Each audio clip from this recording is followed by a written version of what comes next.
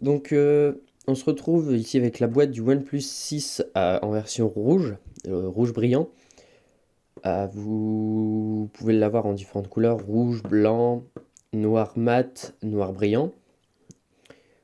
Donc ici, c'est le rouge en 128 Go, ce qui nous fait donc 100 Go de RAM. Donc ici, à l'arrière, on a une petite étiquette comme quoi c'est notre OnePlus A6000. Ici, en l'occurrence, c'est le A6003 en rouge en 128 Go. Donc le numéro email, etc. Donc la boîte est extrêmement simple. The speed you need. Le petit 6 avec le logo OnePlus. C'est écrit que c'est un OnePlus 6. Il n'y a rien de plus dessus. Donc on a un petit blister. Donc le blister, je l'ai ouvert au préalable afin de ne pas être trop gêné.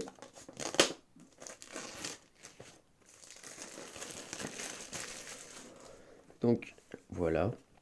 Bon, la boîte a été un peu abîmée lors du transport, on le voit là en haut. Là un peu sur les côtés, sur les coins. Mais bon, mis à part ça, j'espère que le téléphone n'a pas été abîmé. Donc ce qu'on va faire, c'est que on va passer à l'ouverture. Donc, plutôt compliqué à ouvrir. Voilà. Donc là, on a le dessus de la boîte. Pas grand chose de plus dedans. Donc ici, on se retrouve avec le OnePlus 6. On voit sur le côté qu'il est raide. Donc on va le mettre sur le côté pour le moment. Donc hop, on le prend. Je vous montrerai un peu tout ça après. Donc pour l'instant, je le mets sur le côté. Donc ici, on va avoir la boîte du OnePlus. On voit bien que la boîte a la forme du téléphone OnePlus justement pour pas qu'il bouge, etc. Donc ici, on va avoir la petite boîte où on va avoir la coque, les papiers, etc. Donc ici, on a la petite coque transparente qui est fournie avec tous les OnePlus. C'est une petite coque qui est vachement bien, même si au fil du temps, comme toutes les coques transparentes, elles jaunissent. Comme celle que j'ai sur mon OnePlus à moi, elle est devenue un peu marron. Donc ensuite ici, vous avez la petite épingle qui permet d'ouvrir le tiroir. Le tiroir pour les SIM.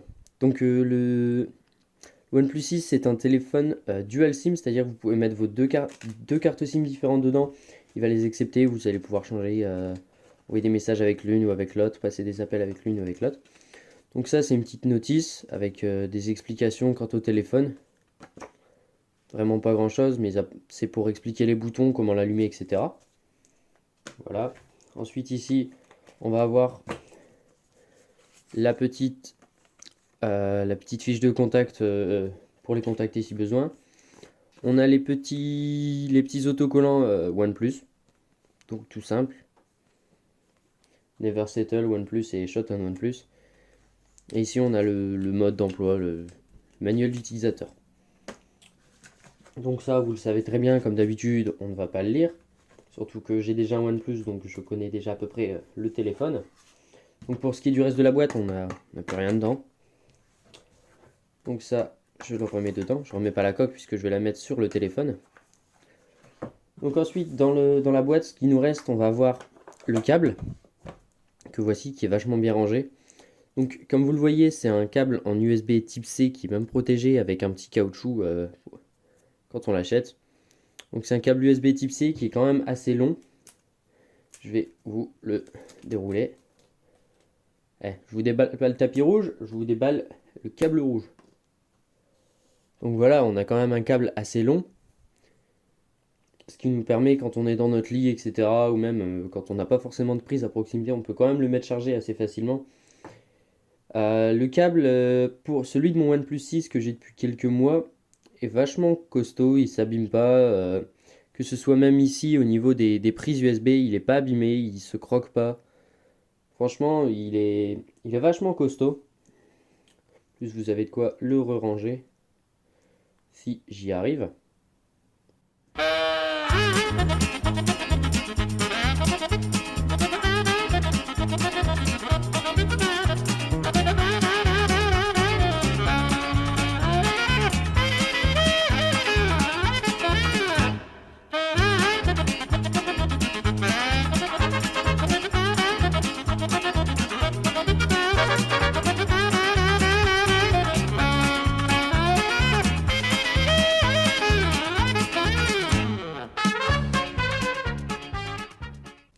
voilà, après beaucoup de mal, j'ai réussi à le remettre, mais pas correctement.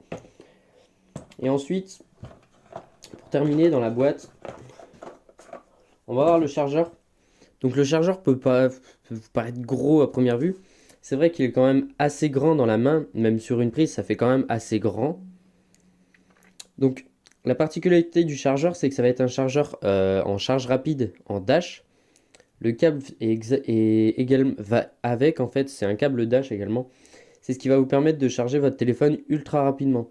Donc si on regarde bien dessus, on va voir que c'est marqué un 4 ampères rien que pour charger votre téléphone.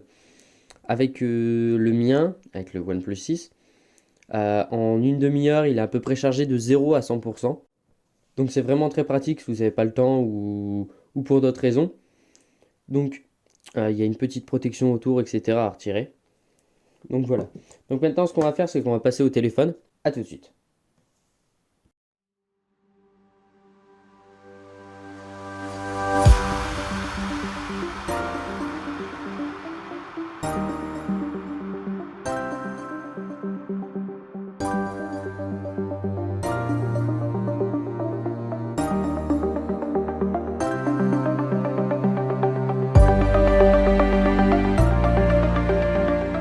Ok, donc pour le téléphone, on va l'avoir ici, donc qui est quand même de plutôt grande taille. On va pouvoir découvrir que l'écran fait quasiment la totalité du téléphone.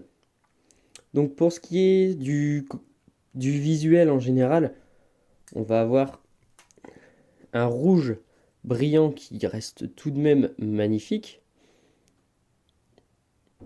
vachement lisse, etc. Derrière, on a la petite étiquette avec l'email. Je vais retirer sans essayer de faire trop de traces. Voilà. Donc on a la petite mention OnePlus qui s'affirme beaucoup plus que sur le OnePlus en version noire. Sur le noir, elle est plutôt grisâtre, on la voit pas tellement. Tandis que là, on la voit bien. En plus, le rouge est vraiment brillant, magnifique. Donc en bas, vous avez la petite écriture Designed by OnePlus, ce qui permet de pas trop défigurer le téléphone. Vous avez ici le capteur d'empreinte digitale. Je vous montrerai après à quelle rapidité il fonctionne, à quelle vitesse il déverrouille votre téléphone. Vous avez ici les deux capteurs photo, donc vous avez 20 mégapixels plus 16 mégapixels, ce qui est franchement très propre, qui permet de filmer en 4K 60 fps, de faire des photos d'une qualité incroyable, et tout ça avec des couleurs très vives. Donc sur le côté ici, on voit qu'on a les petites antennes qui passent un peu sur le tour du téléphone. On a ici un bouton qui nous permet de régler le mode silencieux en haut. Au milieu, on sera en mode vibreur et en bas en mode sonnerie. On a ici le bouton pour l'allumer et ici le bouton de volume. Donc ici, on a la petite prise jack qui permet de brancher vos écouteurs, votre auxiliaire, etc. Vous avez l'USB type C pour le recharger et le transfert de fichiers. Et ici, vous avez le haut-parleur. Donc, on va sans plus attendre l'allumer. Hop, voilà.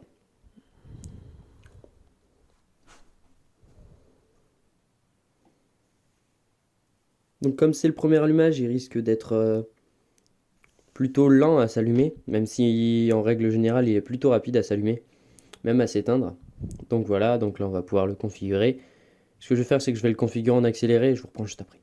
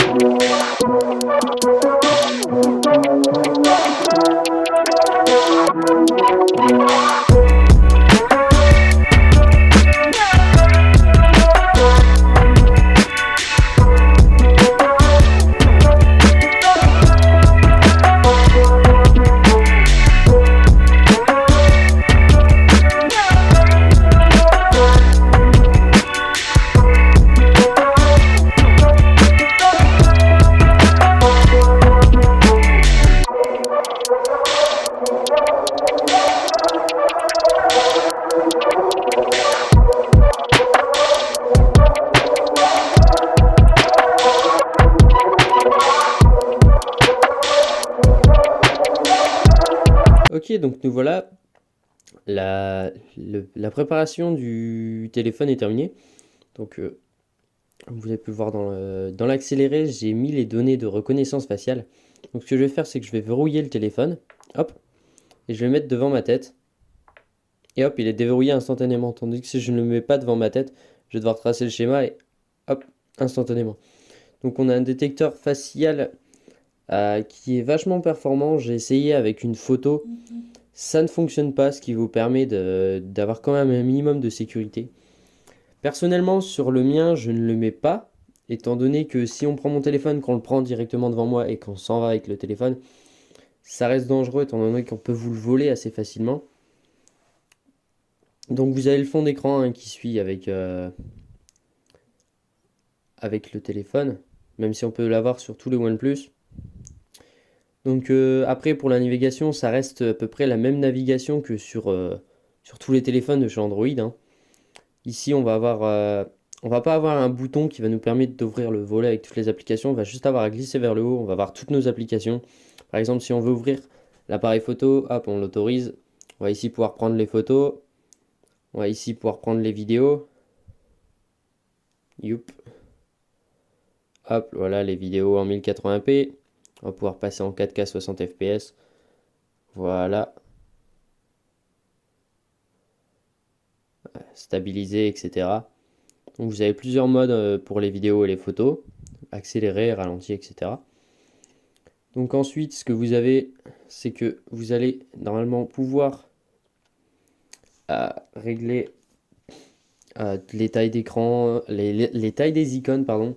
Vous allez pouvoir régler le fait de pouvoir verrouiller votre téléphone en appuyant 2 fois dessus. Donc voilà, hop, comme ceci.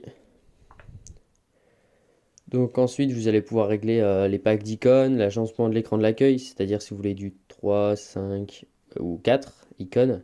La taille des icônes en grand, moyen ou en petit. Donc là, je vais le mettre en petit. Après, dans les paramètres, vous allez avoir pas mal de réglages. Ça, je vous laisse découvrir par vous-même. Ça reste des paramètres Android globaux. Donc aussi, une fois que vous êtes dans les paramètres, vous allez pouvoir voir les boutons et les gestes. Donc quand on va dans boutons, on va tout simplement pouvoir régler les boutons qu'on a en bas, dans la petite barre. Donc là, ici, on va pouvoir régler si on souhaite la barre de navigation fixe, comme sur la plupart des téléphones Android. Donc avec le petit bouton retour, le petit bouton application et le petit bouton home. Ou alors on va pouvoir choisir de pouvoir masquer la barre de notification avec un petit bouton en bas. Donc on va appuyer ici, il va être caché. Pour la faire apparaître, on a juste à faire ça. Et hop, elle redisparaît. Hop, elle redisparaît. Ou alors on va tout simplement pouvoir accéder à des gestes de navigation. Donc là on vous les explique, mais je vais vous les montrer. Donc comme vous le voyez, il n'y a plus de barre. En bas, on ne peut plus afficher de barre, etc. Vous allez tout simplement à glisser, comme ceci. Hop, vous restez glissé dessus. Voilà. Vous pouvez toujours afficher votre barre, etc. Pour faire retour, vous allez pouvoir faire retour sur les deux côtés. À partir du moment où vous faites au milieu et que vous restez glissé dessus, vous allez pouvoir accéder aux éléments récents. Donc je trouve cette fonctionnalité vachement intéressante parce qu'on gagne un peu de place en bas sur l'écran. Puis ça permet de gagner en fluidité plutôt que d'aller appuyer sur le bouton ici pour faire retour. Vous avez juste à faire ceci et hop, vous faites retour, etc. Donc ça c'est selon vos envies et vos préférences. Donc vous pouvez faire des captures d'écran avec vos 3 doigts, activer dans les gestes. Donc voilà, après vous pouvez éditer, supprimer, etc. Vous pouvez aussi faire les captures d'écran à rallonge. Donc voilà, en fait, ce que ça va faire, c'est que ça va prendre tout le menu ou toute la page ou toute la discussion dans laquelle vous êtes. Ça va faire une capture d'écran vachement longue, de 10 ou 15 écrans maximum, il me semble. Donc ça reste quand même correct. Ensuite, quand on va avoir le téléphone qui va être verrouillé, on va pouvoir faire des petits signes. Par exemple, ici, si on dessine un O, en fait, on va avoir plusieurs lettres à dessiner, O, V, S, M et W. Par exemple, si on va sur le O, on lui dit qu'on veut lancer la calculatrice. On verrouille le téléphone, on va dessiner un O, et hop, il va nous ouvrir la calculatrice. Bon, là, il s'est déverrouillé instantanément, étant donné que j'avais ma tête juste devant. Mais ça permet de lancer des applications beaucoup plus rapidement. Donc voilà, je vous laisse là-dessus. J'espère que cette vidéo vous aura plu. Moi en tout cas, ça m'aura fait plaisir de vous la faire. Donc n'hésitez surtout pas à lâcher un petit pouce bleu, à vous exprimer dans les commentaires et à vous abonner à la chaîne, ça fait toujours plaisir. C'était Wade Magix, moi je vous dis à la prochaine.